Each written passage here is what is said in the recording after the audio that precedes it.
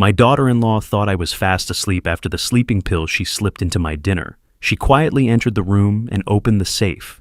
When she looked inside, she froze. Her eyes widened in shock.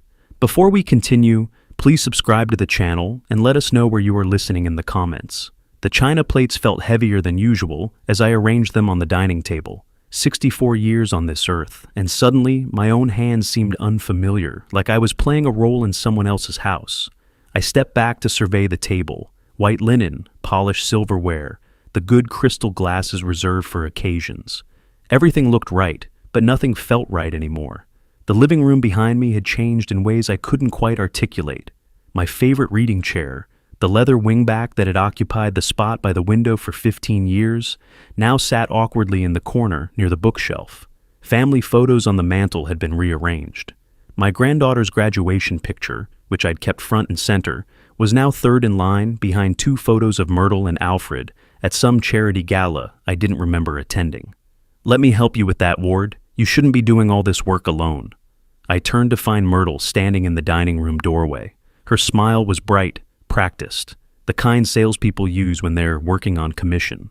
She wore a burgundy dress I hadn't seen before, and her dark hair was pulled back in a way that made her look softer than usual. "I'm fine, Myrtle. I've been setting tables for 40 years. I kept my voice level, neutral, no need to show the knot forming in my stomach. She moved into the kitchen anyway, pulling serving dishes from the cabinet with the efficiency of someone who'd mapped the territory. Strange, considering she usually spent dinner preparations upstairs on her phone, leaving me to manage everything alone. This sudden helpfulness felt like a performance, though I couldn't say for whom. I adjusted a fork that didn't need adjusting and tried to remember when exactly things had started shifting. Was it 9 months ago? A year? The timeline blurred when I tried to pin it down. Small changes at first. Alfred canceling our Sunday basketball games, then forgetting to call me back. Friends from the church social club, I'd stopped attending religious services years ago, but kept the friendships. Started leaving me out of their poker nights.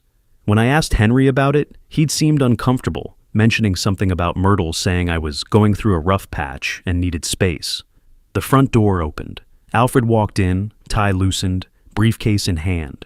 He glanced at me with a brief nod, acknowledgement without warmth, before crossing to Myrtle and kissing her cheek.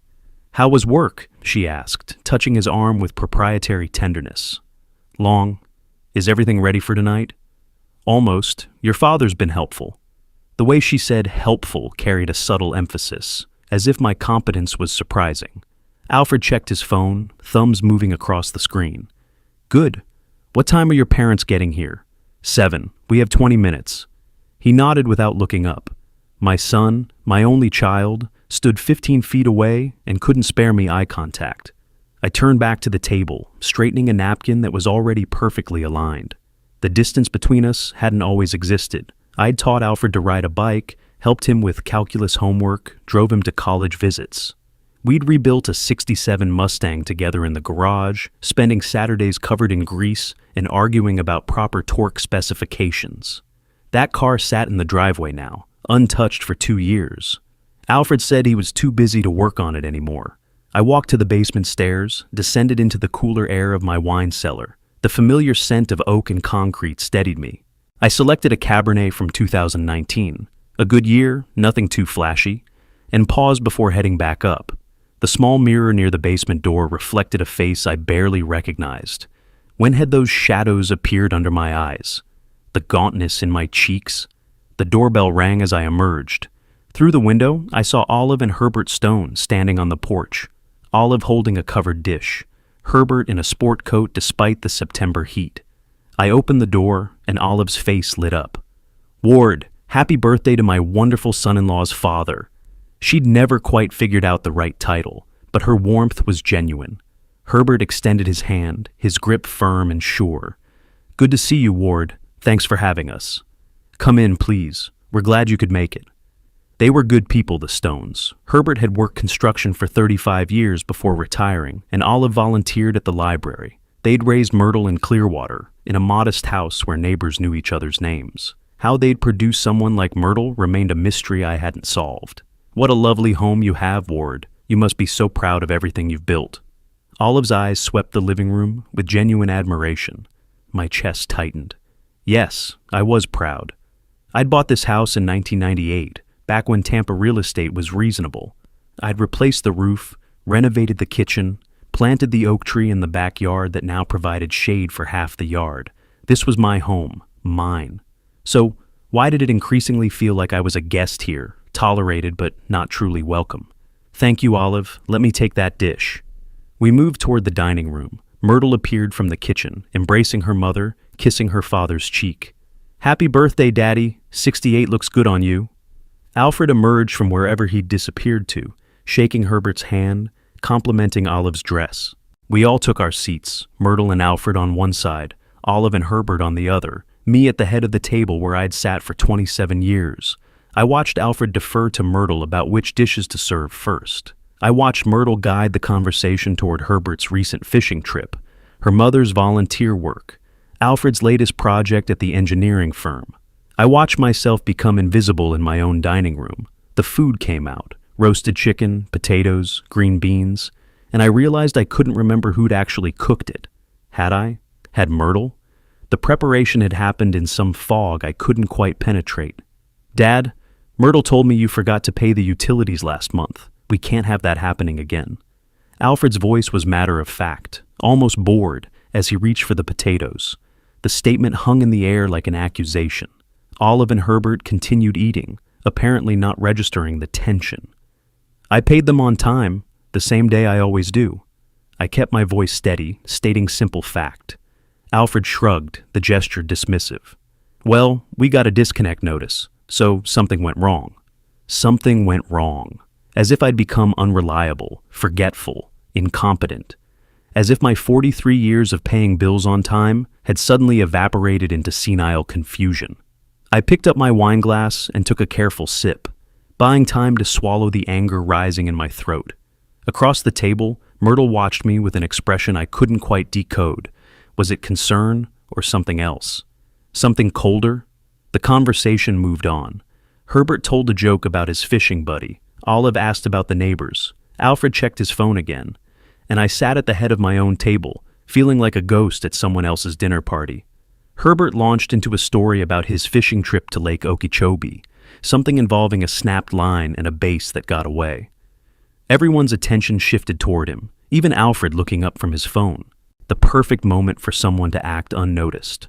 I reached for my water glass, but Myrtle's hand moved with surprising speed, sliding the orange juice closer to me instead.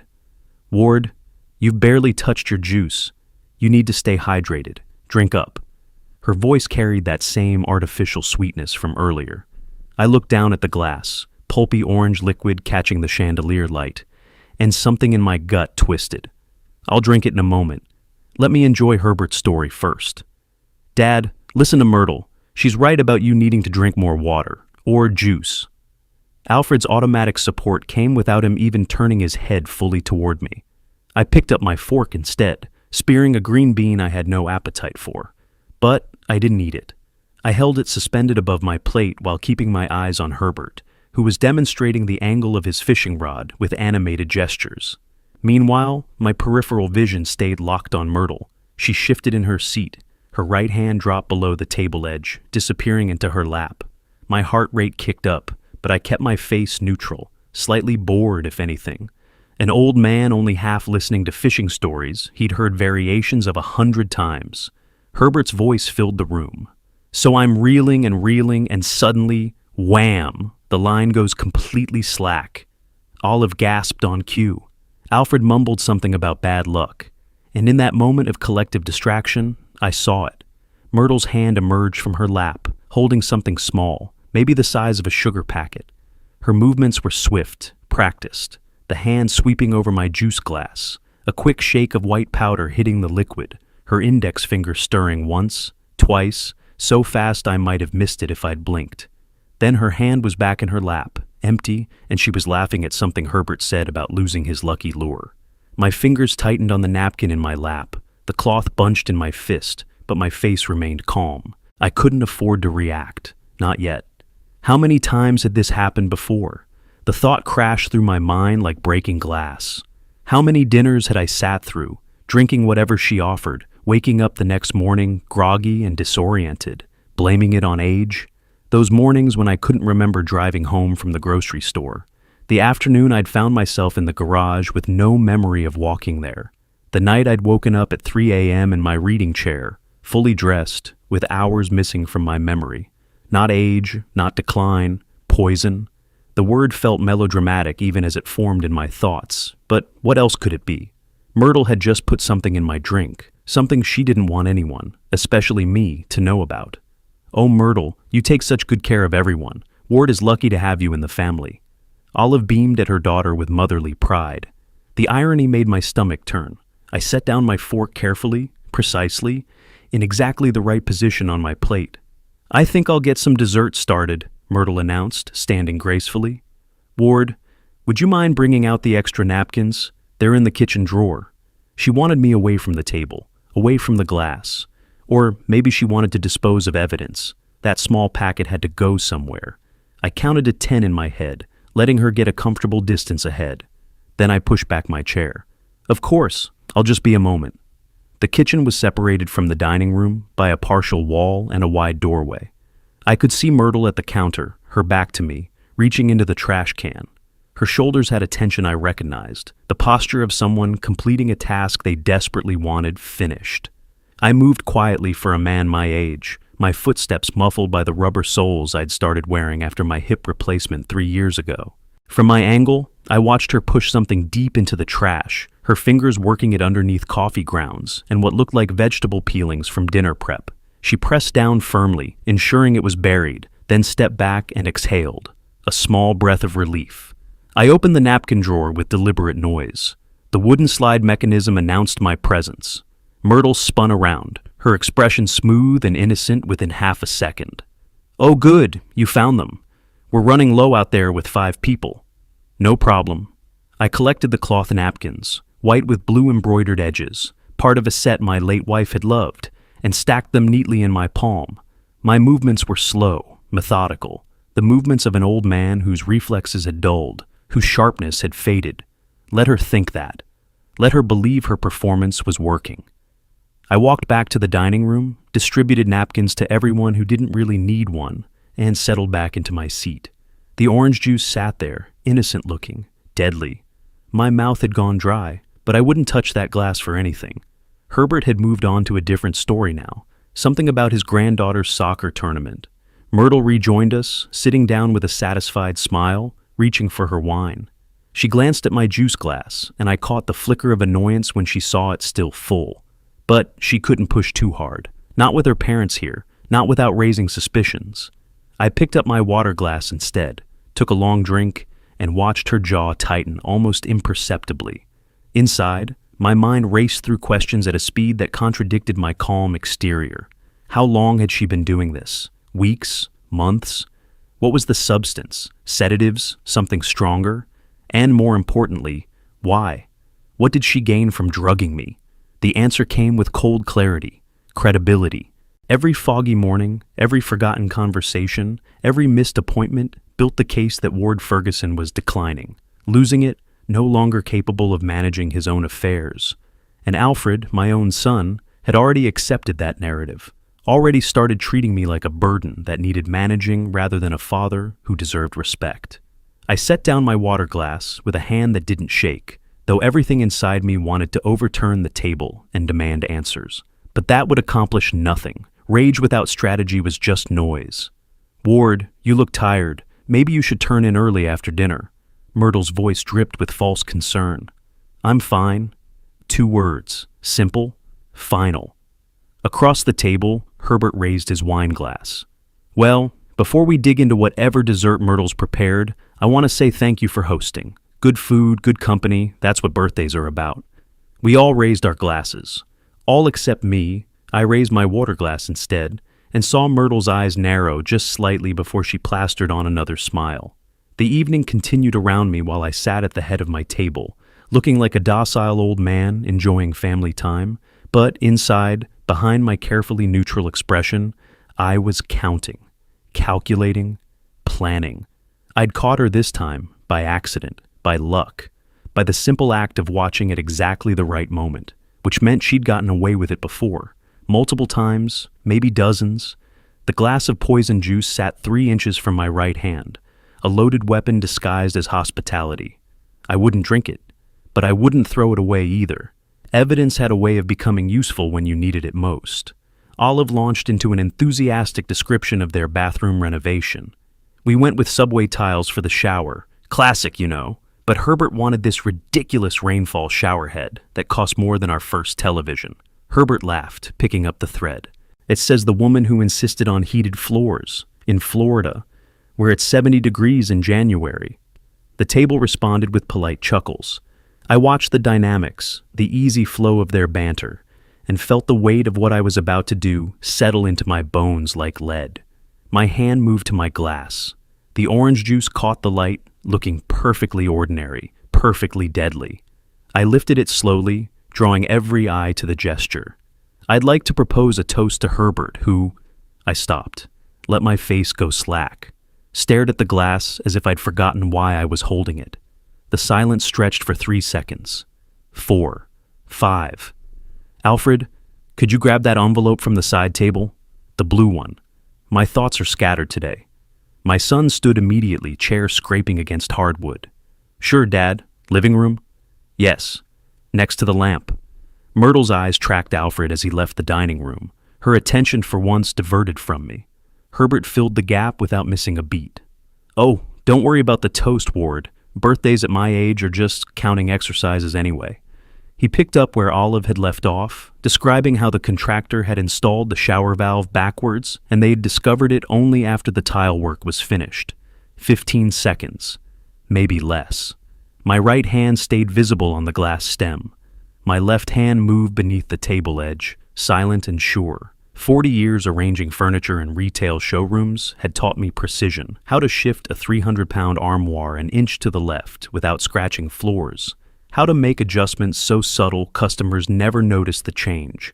This was just another adjustment. I leaned forward slightly as if invested in Herbert's story. My poison glass slid right. Olive's identical glass, same style, same fill level, same pulpy orange liquid, slid left. The swap took 4 seconds. The glasses settled into their new positions with barely a whisper of crystal on linen. Herbert concluded his story. So now we have a shower that runs backwards. Hot is cold, cold is hot. Olive's gotten used to it, but every guest we have ends up yelping. Alfred returned, envelope in hand, slightly out of breath, as if he'd hurried. Found it. Thank you. I took the envelope, set it beside Herbert's plate, and raised the glass again. Olive's glass, clean and innocent. To Herbert, may this year bring you everything you've worked for. Everyone lifted their drinks. I brought the glass to my lips, let the juice barely wet them, swallowed nothing. Across the table, Myrtle watched with hawk's intensity. When I lowered the glass, having drunk from it, satisfaction bloomed across her features like a poisonous flower. Herbert accepted the gift certificate with genuine pleasure. Olive complimented my thoughtfulness. Alfred checked his phone again, and Olive, thirsty from her animated descriptions of tile patterns and heated floors, lifted her glass casually. She drank while nodding at something Herbert said about their next project. 3 long swallows. Half the glass disappeared. My hands folded in my lap, fingers lacing together to stop their trembling. What I'd done was necessary, essential. The only way to prove Myrtle's crime was to let her believe it had succeeded while documenting its effects on someone else. But Olive, kind, warm, innocent Olive, had just consumed whatever sedative Myrtle had meant for me. And I'd put it there. I'd moved that glass with my own hands. The guilt began its work immediately, crawling up from my stomach into my chest, making it hard to breathe normally. Lovely toast, Ward. Now drink up. You barely touched your juice. Myrtle's voice carried that same false sweetness, but underneath it ran a current of triumph. I raised the glass again, took a slightly larger sip this time. Let her think I was cooperating. Let her believe her plan was unfolding perfectly. Herbert launched into another story, this one about their grandson's baseball team. Olive contributed details, her voice animated, completely unaware of what was happening inside her body, the sedative spreading through her bloodstream, molecules finding receptors, chemistry becoming effect. I picked at my dessert when Myrtle brought it out. Store-bought vanilla cake with buttercream frosting. The sweetness turned to ash on my tongue. Across the table, Olive laughed at something Alfred said. Her eyes were bright, her cheeks flushed with wine and conversation. She looked happy, healthy, safe, for now. I glanced at my watch. 7:12. The switch had happened at approximately 7:05. If the substance was a typical sedative, effects would begin manifesting in 20 to 30 minutes, which meant I had perhaps 25 minutes before I'd see the consequences of what I'd done. 25 minutes to prepare myself for Olive's confusion, her fear, her body's betrayal. 25 minutes to become the kind of man who could watch an innocent woman suffer and not break. I took another bite of cake I couldn't taste and waited for the poison to work. The cake plates made soft sounds against the table as we ate. Conversation drifted from Herbert's baseball story to local politics to Alfred's upcoming business trip. Normal dinner talk. Ordinary rhythms. I tracked time with obsessive precision. 7:15, 7:20, 7:25. At 7:28, Olive yawned. A small thing, barely noticeable. She covered her mouth politely and continued listening to Alfred describe some engineering problem at work. At 7:32, she yawned again. This one lasted longer, her jaw stretching wide, eyes squeezing shut. When they opened, they had a glazed quality that hadn't been there before. "Excuse me, I don't know what's wrong with me tonight." Herbert glanced at his wife with mild concern. "You feeling all right?" "Just tired. Must have overdone it with the weeding yesterday. Those tomato plants needed serious attention." She reached for her water glass, and I watched her movements slow, as if she was moving through something thicker than air. At 7:35, mid-sentence about her garden's yield, Olive's words began running together. "The beefsteaks came in beautiful this year, really spectacular, and the cherry tomatoes are—" She stopped, blinked hard, shook her head like she was trying to clear fog. "Sorry, lost my thought." "You were talking about tomatoes," Herbert prompted, but his jovial tone had tightened. "Right, tomatoes." She stared at her plate as if the word had become foreign. My chest constricted.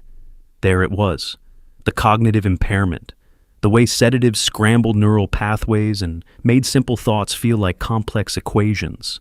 I'd researched this years ago when my late wife had needed sleep medication after her surgery. I knew the signs. Olive lifted her fork to take another bite of cake. Her hand trembled. The fork moved in slow motion, found her mouth through what seemed like considerable concentration. When she set it down, it clattered against the plate, her fine motor control degrading. "Mom, you sure you're okay?" Even Alfred noticed now, looking up from his phone with belated attention. "I'm fine, honey. Just exhausted. Been a long week." But her voice had lost its crisp edges. The consonants blurred, syllables sliding into each other. Herbert's hand moved to her shoulder, and I watched his expression shift from concern to alarm. He'd been married to this woman for 43 years. He knew when something was seriously wrong. I manufactured my own performance.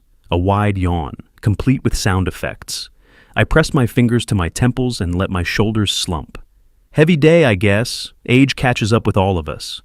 Myrtle's gaze snapped to me. Her eyes moved over my face, checking for symptoms, and when she saw my theatrical fatigue, her lips curved upward. The smile was tiny, barely a millimeter of movement, but it was there. Satisfaction. Victory. She stood to clear plates, moving with unusual energy. She even hummed softly as she worked, a tuneless sound that made my jaw ache from clenching. "Ward, maybe you should head to bed early," she suggested, voice dripping with false concern. "You look exhausted." "Might do that." I rubbed my eyes for effect. Olive tried to stand and swayed. Herbert's arm shot out, catching her elbow. "Honey, sit down."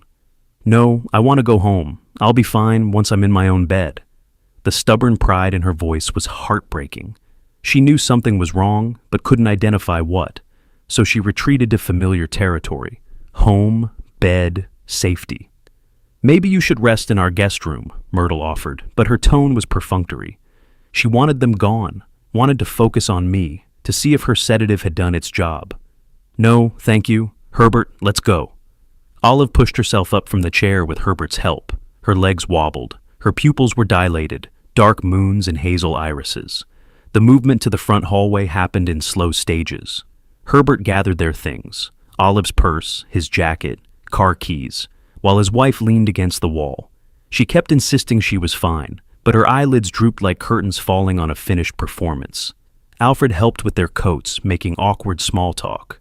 Myrtle stood near the kitchen, arms crossed, watching me with barely concealed anticipation. I walked the stones to the door, my heart hammering against my ribs. Herbert had his arm around Olive's waist now, supporting most of her weight. "Thank you for dinner, Ward, and the gift certificate. Very thoughtful."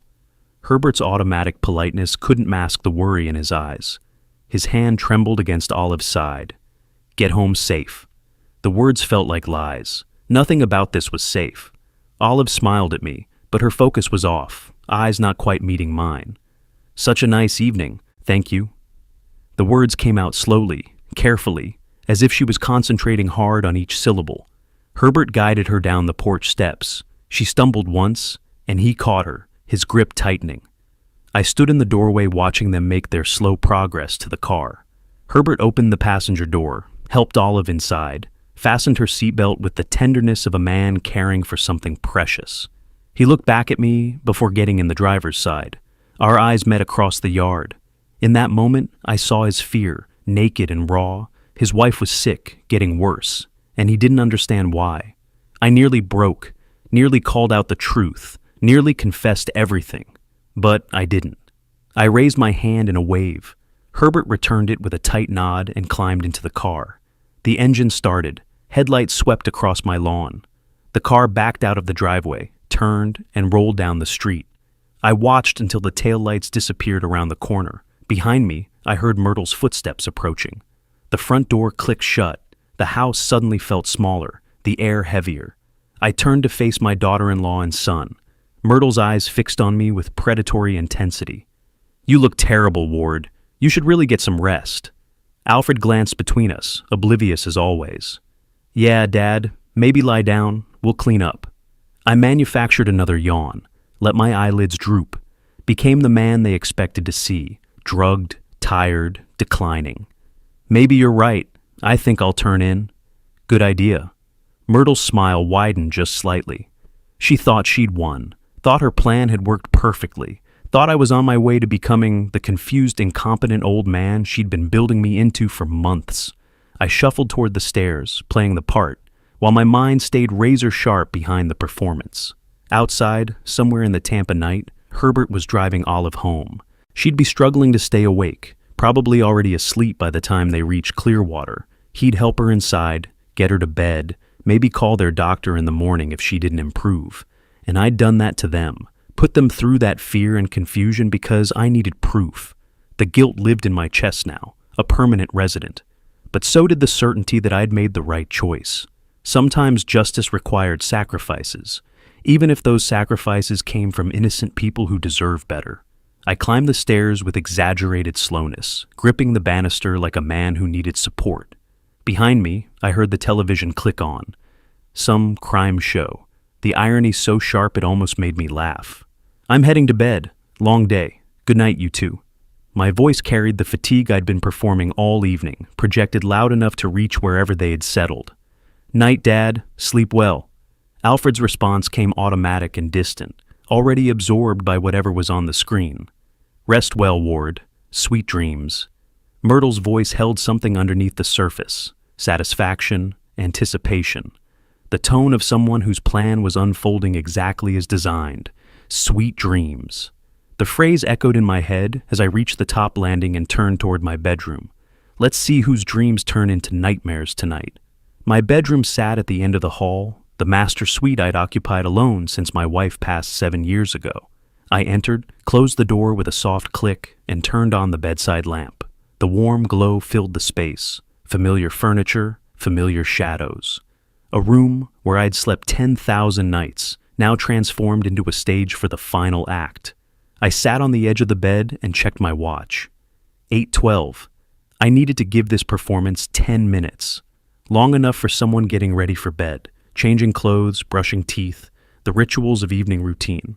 But I didn't change, didn't brush my teeth. I sat fully dressed in the lamplight and waited, listening to the muffled sounds of the television filtering through the floor. A detective show, from what I could make out. Someone solving crimes while a real crime unfolded one floor below. At 8:22, I switched off the lamp. Darkness swallowed the room. My eyes adjusted slowly, shapes emerging from shadows. The dresser against the far wall, the chair by the window, the door, a slightly lighter rectangle in the gloom. I moved to the dresser with steps I'd practiced earlier, knowing which floorboards creaked and avoiding them. The old wood had its own language. Speak to it wrong, and it would betray you. The top drawer slid open with barely a whisper. Inside, nested among socks and undershirts, lay the small key ring, 2 safe keys, several door keys, a file cabinet key, metal pieces that represented access, control, security, the things Myrtle wanted. I lifted them out and set them on the dresser top. Then I reached into my nightstand and withdrew the envelope I'd prepared during the previous week when my suspicions had crystallized into certainty. The surveillance camera had cost me $400 at an electronics store in Clearwater, small enough to hide in a bookshelf, motion-activated, infrared-capable. I'd installed it in my study after noticing too many small displacements.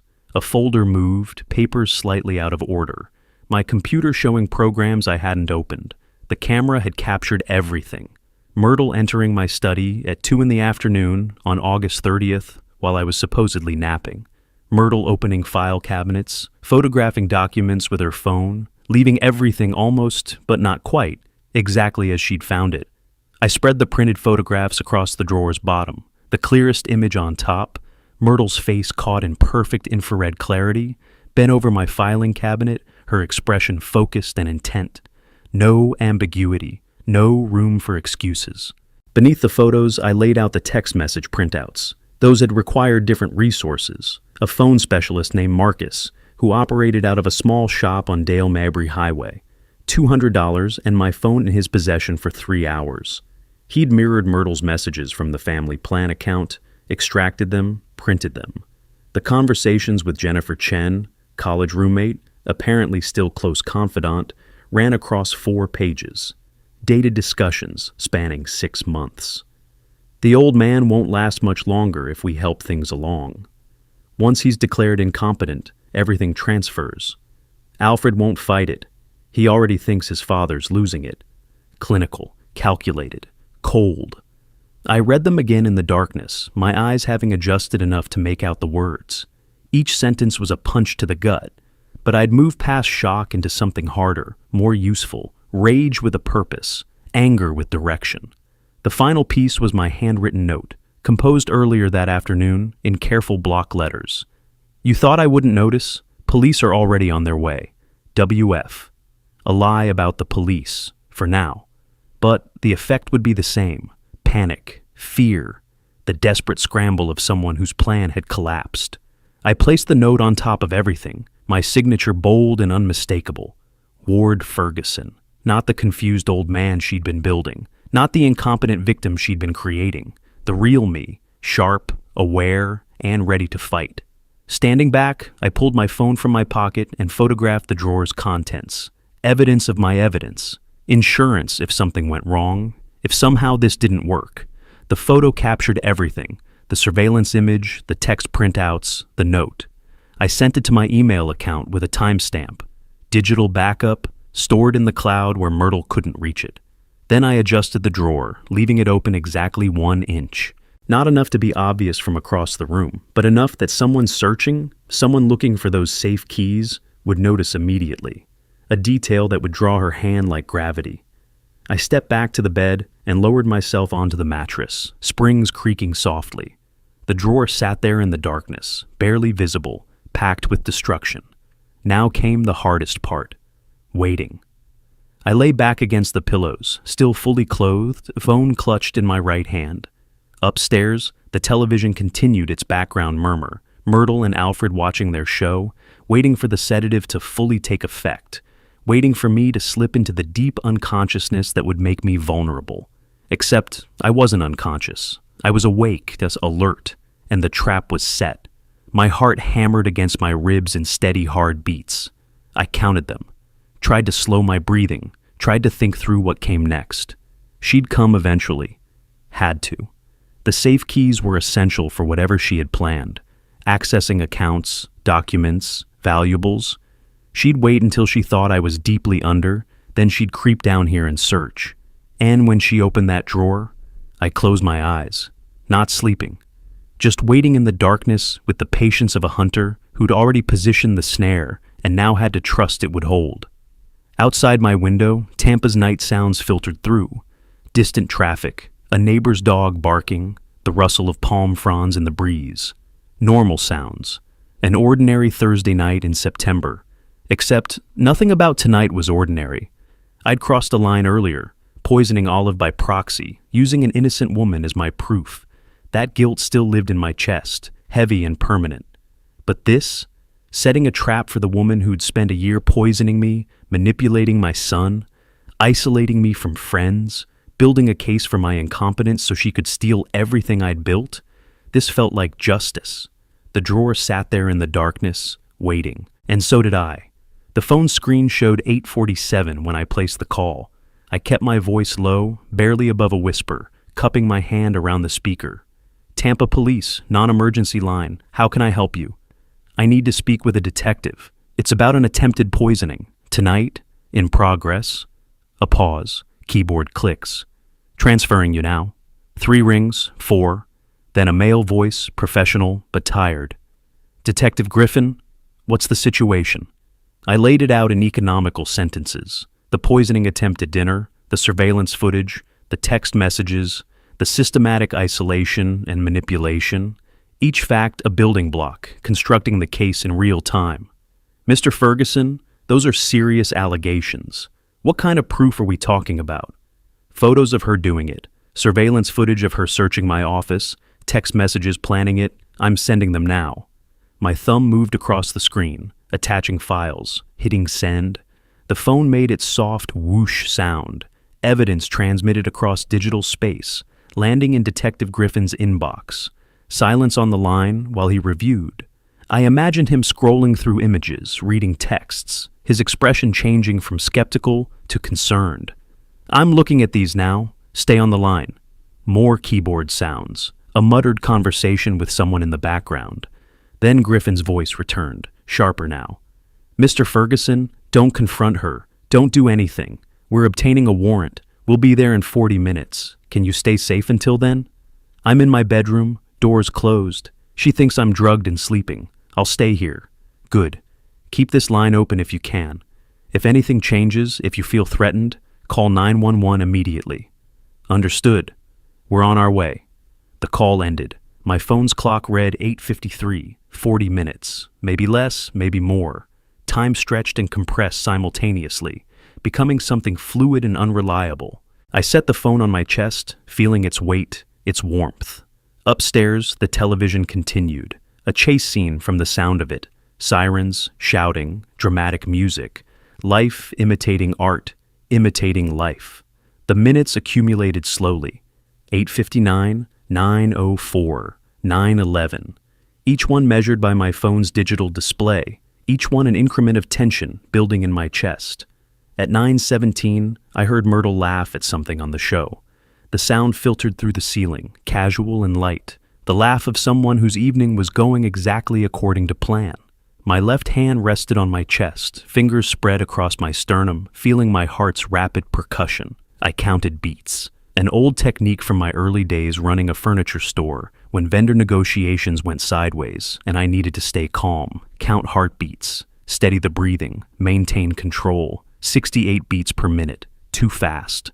I slowed my breathing, lengthening each inhale and exhale. 62 beats per minute, better. 9:23, 9:31, 9:46. At 10 o'clock, the television went silent. I froze, every muscle tensing. Footsteps crossed the ceiling above. Water ran in the upstairs bathroom, pipes singing in the walls. More footsteps. A door closing with a soft thump. The house settling into its nighttime rhythms. But tonight, those familiar sounds carried different weight. Each creak was a potential approach. Each settling noise could be a footstep on the stairs. By 10:15, silence had achieved near total dominance. The refrigerator's hum from the kitchen. The house's wooden frame adjusting to cooling temperatures. My own breathing, too loud in my ears. And underneath everything, the terrible stillness of anticipation. I rose from the bed, moving carefully, and crossed to the door, pressed my ear against the wood, listened, nothing. Back to the bed. Check the phone. 10:22. My mind wouldn't stay still even if my body could. It circled through the past year like a prosecutor reviewing evidence for closing arguments. The isolation had been gradual, friends from the social club stopping their invitations, Henry mentioning that Myrtle had said I was going through something and needed space, bridge games happening without me, poker nights I wasn't invited to. The control over finances came wrapped in helpfulness. Ward, let me handle the utility payments. You've got enough to worry about. Ward, I'll take care of the insurance renewal. No need for you to deal with all that paperwork. Each offer to help was really a transfer of power, a piece of my independence slipping away. The suggestions about medications. Ward, have you considered something for memory? My friend's father takes this supplement. Ward, the doctor mentioned these pills could help with focus. Building a narrative of decline, preparing witnesses, creating the story that would justify declaring me incompetent. Every kindness a knife, every gesture of concern a calculated cut. And I'd noticed too late. Or maybe I'd noticed just in time. 10:32. Detective Griffin should be close now. Maybe 10 minutes out. Maybe less. But Myrtle might move sooner. She'd waited this long for the sedative to fully take effect. Or what she believed was the sedative working on me. At some point, her impatience would override her caution.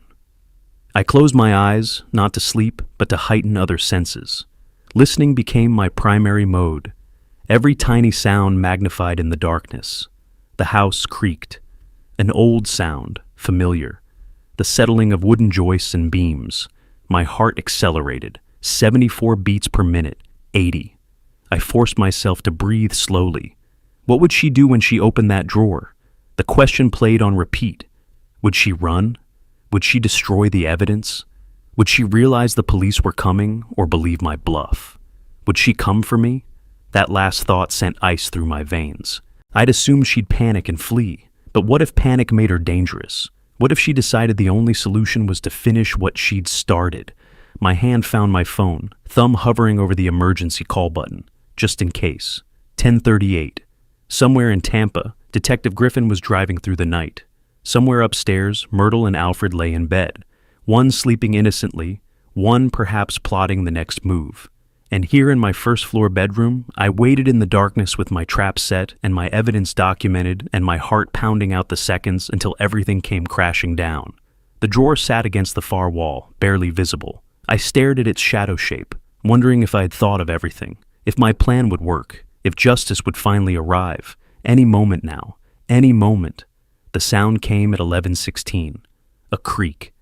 The third step from the top of the stairs. The one I'd meant to fix for 2 years, but never got around to.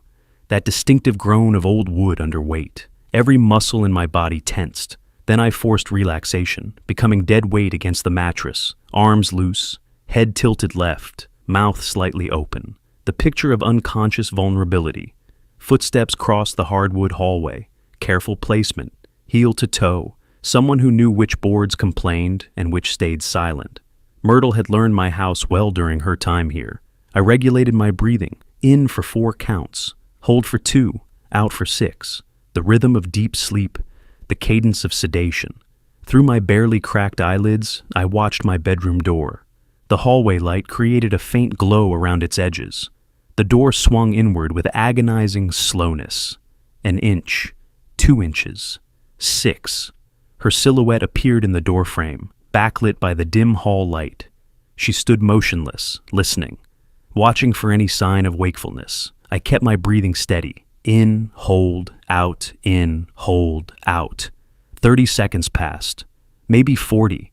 She was testing me, making sure the sedative, the one she thought I'd consumed, had done its work. Finally, she entered. Myrtle glided across the floor with surprising grace. Her phone's flashlight cut through the darkness, a narrow beam that swept past my bed and settled on the dresser. My heart hammered so hard I was certain she'd hear it, but I maintained the breathing pattern, in for 4, out for 6, counting silently, mechanically, while adrenaline screamed through my veins. She reached the dresser. Her flashlight beam found the slightly open drawer. I watched through the narrow slits of my eyelids, my angle giving me a clear view of her profile. She wore a burgundy bathrobe over pajamas. Her hair was down, loose around her shoulders. Her face carried an expression of focused intensity. Her free hand reached for the drawer handle, hesitated, reached again. The drawer slid open. The flashlight beam angled downward, illuminating the contents. I saw the exact moment comprehension hit her. Her body jerked backward as if electrocuted. Her mouth fell open. The phone in her hand trembled, making the light beam shake. She leaned in again, needing to confirm what she was seeing, needing it to be wrong, to be a nightmare, to be anything except real. Her fingers touched the photographs with the tentative horror of someone reaching into fire. She lifted them out, along with the text message printouts. The note fluttered to the floor. "Should be completely out by now," she whispered to herself, voice barely audible. 40 minutes minimum, just grab the keys and go. But there were no keys, just evidence, just proof, just the documentation of every crime she'd committed. She read my note from where it had fallen. Her lips moved, forming the words, "You thought I wouldn't notice? Police are already—" She couldn't finish, couldn't bring herself to say it aloud. "No." Her whisper gained volume. "No, no, no. He couldn't know.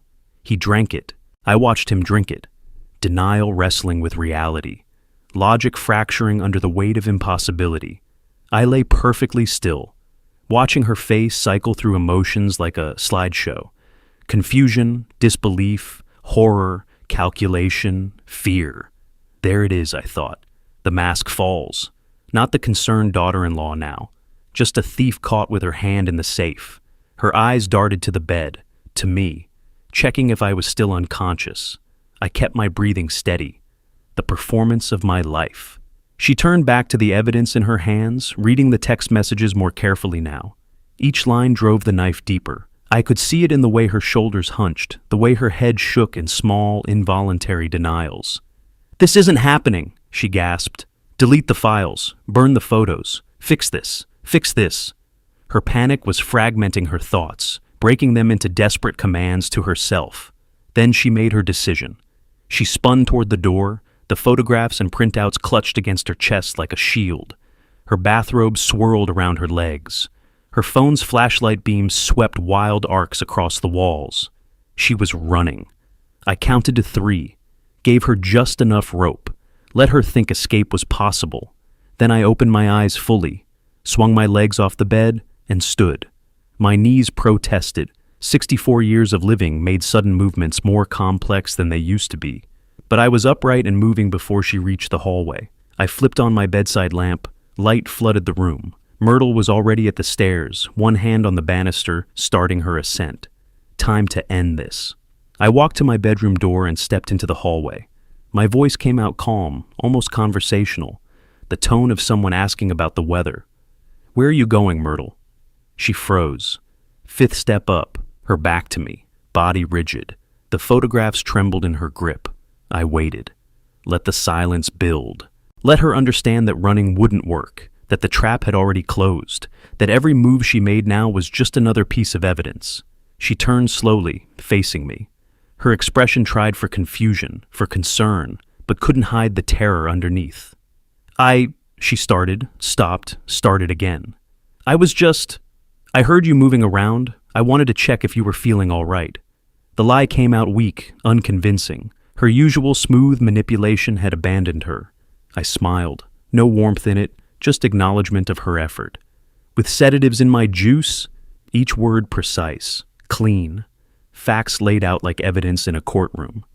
That kind of checking, her face drained of color. Even in the dim hallway light, I could see her go pale. She opened her mouth, closed it, opened it again. And that's when the commotion upstairs began. Myrtle's foot caught her bathrobe hem on the 5th step. She pitched forward with a small cry, catching herself on the banister. Her phone flew from her hand, tumbling down the wooden steps in a series of hard cracks. It landed at the bottom, its flashlight spinning wild shadows across the walls before the screen went dark. Cracked, probably. Maybe destroyed. I stood in the hallway, fully dressed, the same clothes from dinner, not pajamas, and watched her struggle for balance.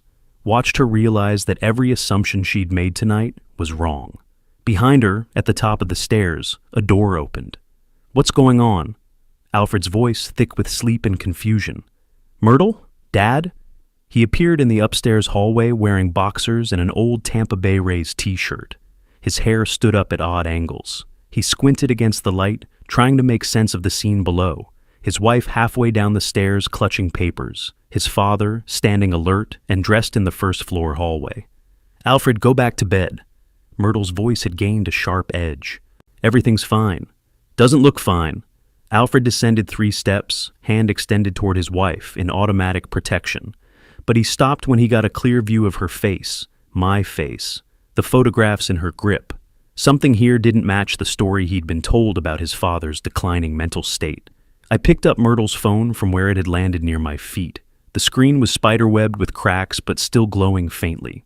I held it out toward her without moving closer. "You dropped this." She stared at the phone like it was a venomous snake. "Dad, what's happening?" Alfred was fully awake now, alert enough to sense the undercurrents. "Why are you dressed? Why is Myrtle—" "Your wife put sedatives in my orange juice tonight," I said, keeping my voice level, conversational. "During dinner, while your grandfather-in-law was telling his fishing story." The words hung in the air like smoke. Alfred looked at Myrtle, back to me, back to Myrtle. Dad, that's insane." "Is it?" I gestured to the photographs in Myrtle's hands. "Ask her what she's holding." Myrtle's fingers tightened on the papers, crumpling the edges. Her face cycled through expressions: calculation, panic, decision. Then she made her play. "He's lost his mind." Her voice rose to a shout, sudden and sharp.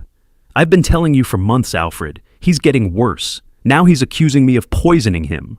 Of all the paranoid, delusional—" "There are photographs," I interrupted quietly. "Surveillance footage of you searching my study.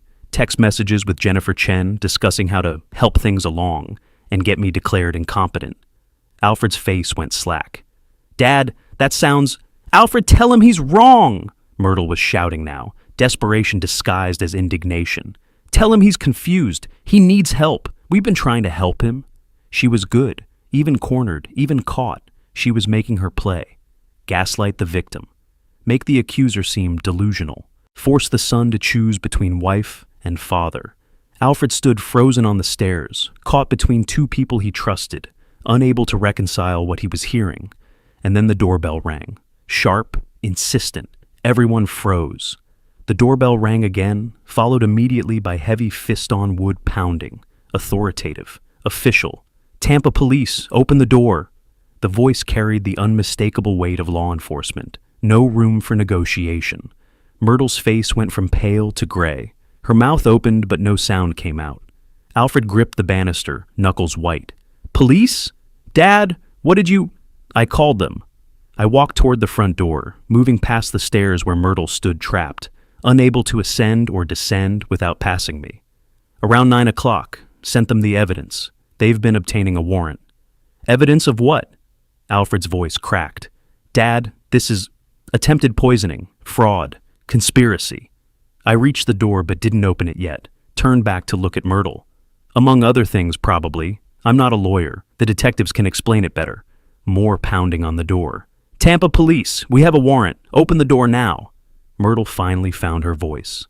"Alfred, don't let him do this. He's confused. He's not thinking clearly. We need to get him to a doctor, not—" "I'm thinking perfectly clearly," I said.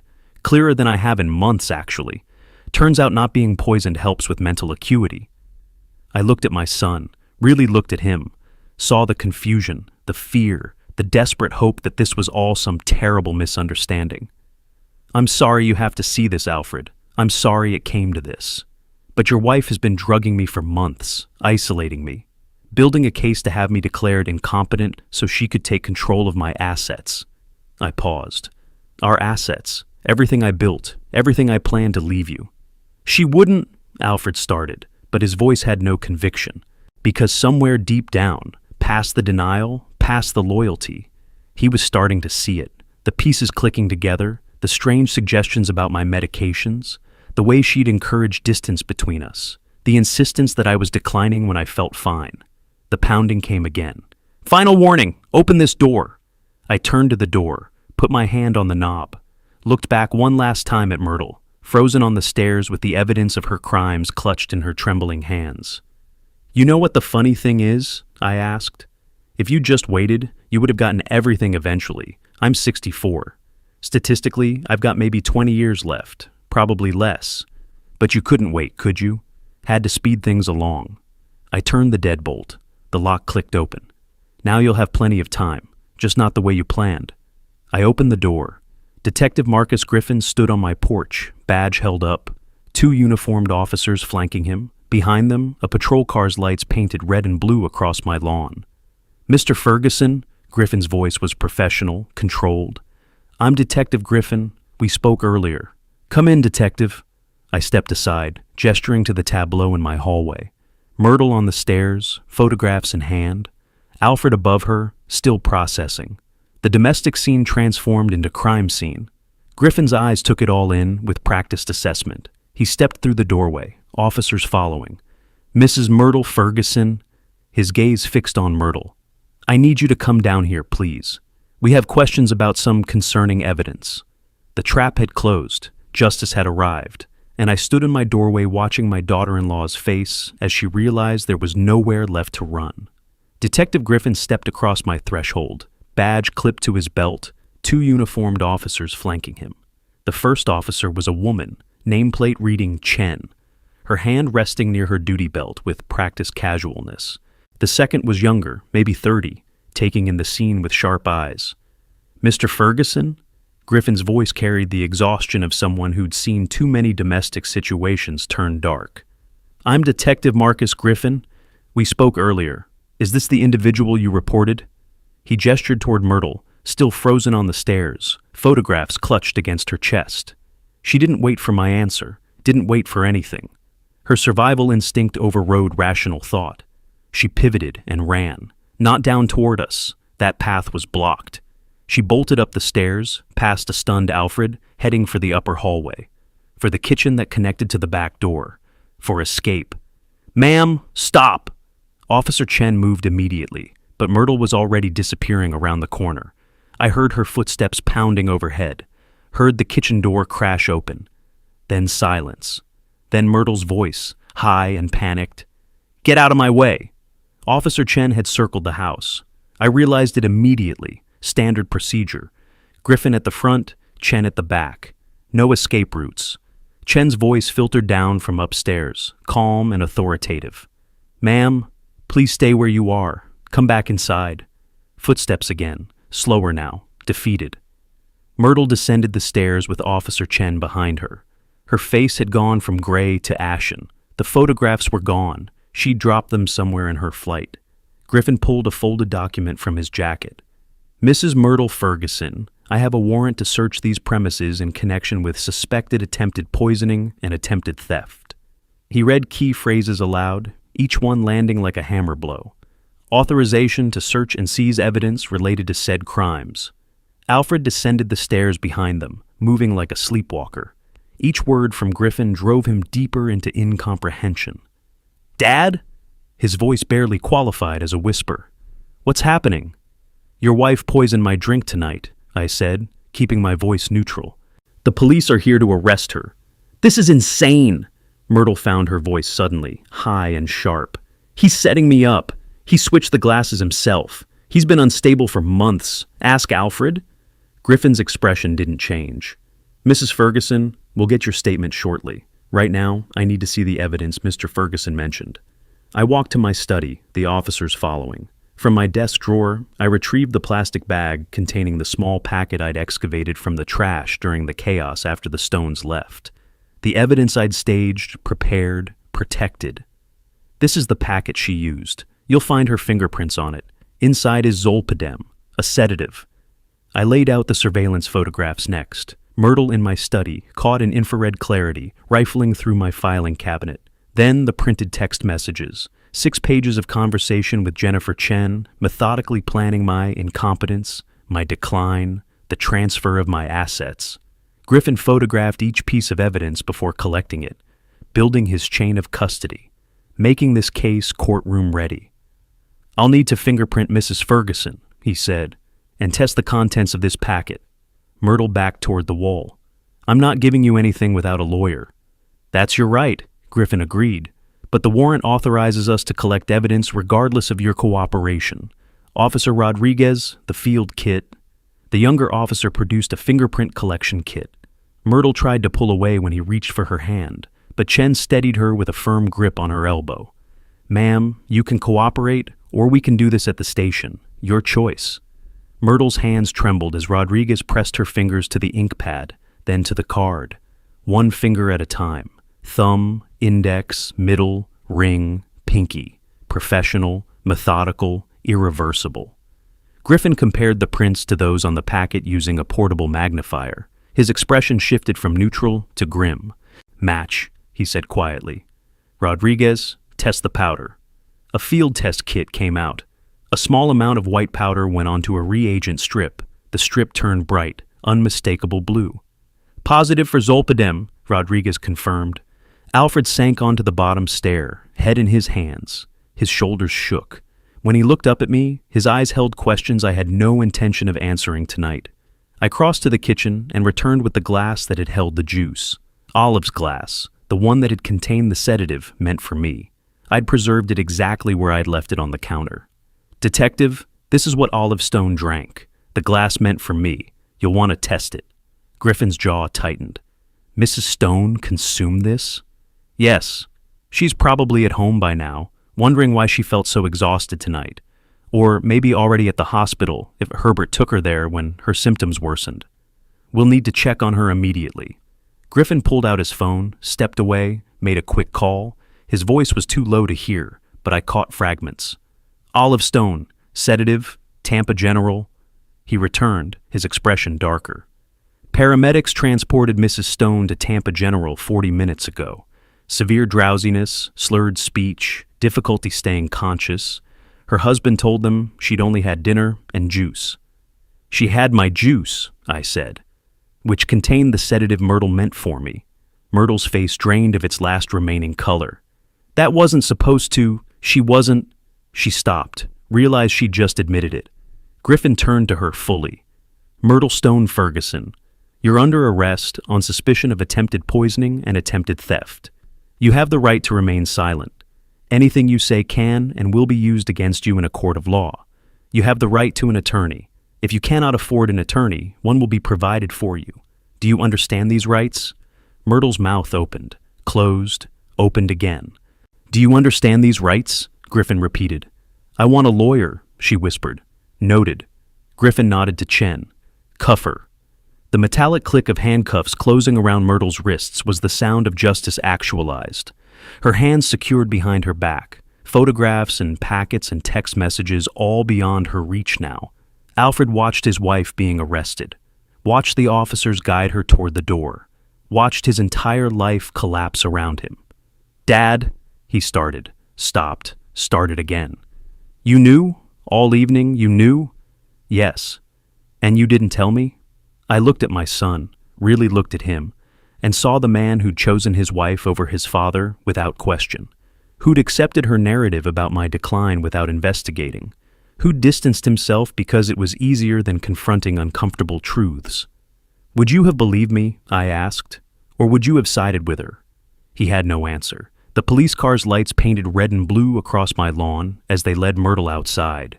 Neighbors' lights began flickering on, curtains twitching, tomorrow's gossip being written in real time. I stood in my doorway and watched them place her in the back seat, Officer Chen's hand guiding her head as she ducked inside. The door closed, the lights stayed on. The car pulled away, and I felt my shoulders drop as tension I hadn't fully registered finally released. The immediate threat was gone. The digital clock on the police cruiser's dashboard showed 12:47 a.m. when they drove Myrtle away. September 6th. A new day. I closed my front door and turned to find Alfred still sitting on the bottom stair, staring at his hands. "I'm so sorry, Dad." His voice broke, tears streaming. "I should have listened. I should have trusted you. I don't know how to make this right." The words hung between us. An apology years too late. "You made your choice when you let her convince you I was losing my mind," I said, keeping my voice flat. No anger, but no comfort either. "When you believed her over me without question. That was your choice, Alfred, and choices have consequences. He flinched as if I'd struck him. I'll fix this. I'll testify for you. Whatever you need. I don't need anything from you. The truth of it settled in my chest, heavy but clear. The evidence speaks for itself. Your testimony won't change what happened. He stood, wiping his eyes with the back of his hand. Can I stay here tonight? I don't have anywhere else. The guest room is available. He nodded, climbing the stairs with the gait of a much older man. I heard his footsteps overhead, the guest room door closing.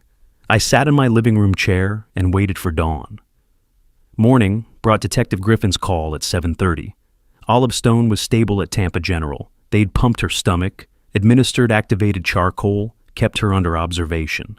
She'd recover fully within 24 hours. Her husband wants to speak with you, Griffin said. Should I give him your number? Yes. Herbert called at 8:15. His voice was thick, raw. Ward, I don't know if what you did was right, but you saved Olive's life. The doctor said another hour without treatment. He paused, collecting himself. I'm grateful. I'm also heartbroken my daughter could do this. I'm sorry you had to learn this way, Herbert. Are you? Sorry, I mean. I considered the question. I'm sorry Olive got hurt. I'm not sorry Myrtle's facing consequences. Fair enough. A long exhale. Fair enough. At 9 o'clock, I drove to Tampa Police Headquarters on Franklin Street, a squat concrete building that had seen 40 years of crimes confessed and denied.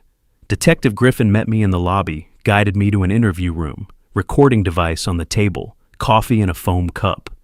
3 hours of questions. I recounted everything, the dinner, the observation, the switch, the trap, every detail captured on tape, transformed from private nightmare into public record. My signature appeared on document after document, each page another piece of the case file for Florida Vu, Myrtle Stone Ferguson. At noon, Griffin drove me home. You'll need a lawyer for your protection and to understand the process. I'll handle it. I called Jessica Hart at 1 p.m. She'd been recommended by a business associate, sharp, experienced, specialized in criminal defense. We met at her office at 3. She spread case files across her conference table, Florida statutes, precedents, sentencing guidelines. First-degree attempted poisoning under Florida Statute 782.07 carries up to 15 years, she explained, pen moving across her legal pad. Attempted grand theft under 812.014, another 5 years if property value exceeds $20,000. Your estate is worth substantially more, so that charge will stick. What's realistic? The evidence is overwhelming. She'll likely accept a plea to avoid trial. Hart's pen paused. 8 to 10 years realistically. Possibly more if the judge is particularly harsh on elder abuse cases. Which some are. She quoted her retainer. $5,000. I wrote the check without hesitation. By evening, I was back home. Alfred's car was still in the driveway. I found him in his old room, boxes stacked by the door, clothes packed, toiletries collected. His life extracted from the house where he'd grown up. We passed in the hallway, didn't speak. Too much truth between us now for casual words. His car pulled out of the driveway at 7:30, taillights fading into the September dusk. He didn't say goodbye. I walked through my house, quieter now, empty in a different way than it had been when filled with Myrtle's presence. The back patio door slid open under my hand. The evening air was warm, carrying the scent of jasmine from the neighbor's yard. I settled into the chair I'd bought 15 years ago, weathered wood, comfortable cushions, and watched the sunset paint the sky orange and red. A glass of iced tea sat on the small table beside me. Not juice, never juice again. I thought about triumph and victory. Thought about revenge and justice. The words felt similar, but weren't. Revenge was about inflicting pain. Justice was about restoring balance. I'd restored balance. Myrtle was in county jail, awaiting arraignment. Olive was recovering. Alfred was gone, dealing with his own consequences. And I sat in my backyard, watching the same sunset I'd watched thousands of times. But tonight, the colors seemed sharper, the air cleaner. Not revenge, I said aloud to no one. Justice. There's a difference. The sun touched the horizon. A perfect orange disk sinking into purple clouds. Somewhere in this city, Detective Griffin was filing reports. Jessica Hart was building my defense. Myrtle was sitting in a cell, finally understanding that actions had consequences. And I was here, 64 years old, 8 successful furniture stores across Florida, 2.8 million in assets I'd built over 40 years, a son who'd betrayed me, a daughter-in-law who'd tried to destroy me. But I'd survived, I'd fought back, I'd won. Tomorrow I'd return to work, visit my stores, check inventory, review sales figures, return to the life I'd built through 4 decades of effort. Tonight, I simply sat in the silence of my own home, a silence that was finally peaceful rather than oppressive. The sun disappeared below the horizon. Twilight spread across Tampa. Streetlights flickered on down my block. I raised my glass of iced tea. Not a toast, just hydration. No symbolism needed. I was free. If you like this story, please like this video, subscribe to the channel, and share your impressions of this story in the comments. To listen to the next story, click on the box on the left. Thank you for watching.